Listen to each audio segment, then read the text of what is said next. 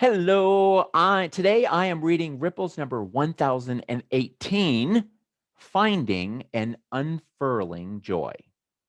The Pebble is a Brene Brown quote, and I do love me some Brene Brown, shared by Rachel in Rochester, Michigan. Joy comes to us in ordinary moments. We risk missing out on joy when we get too busy chasing down the extraordinary. The boulder's a little bit longer. It's from Daniel Laporte, shared by one of our original Ripplers. And it reads this: Happiness is a form of power. It's carbonated consciousness that wants to spill out and be articulated.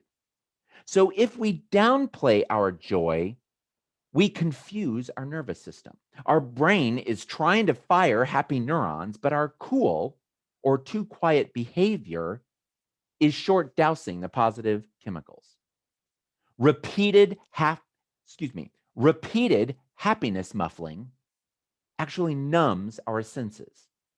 And if you keep your joy under the surface too long, it might stay there. So if you're happy and you know it, show it. Awesome words from Daniel Laporte.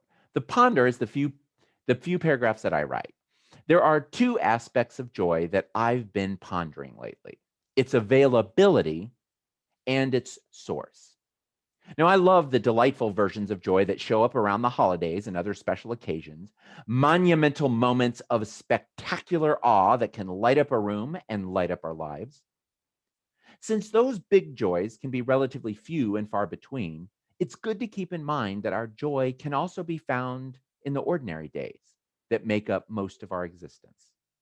Small delights like a string of traffic lights turning green, an unexpected discount on one of our favorite grocery items, or finding a crumpled up $5 bill while doing laundry. The other thing I like about joy is that I don't have to wait for it to show up in order for me to experience it. I've come to rely on the premise that there are tiny pockets of joy stored in my consciousness waiting to be noticed and unleashed. And at times they get activated by an external trigger. A friend will call or a song will pop up on Pandora, and joy starts dancing. But it's also been my experience that I can consciously elicit joy when the need arises.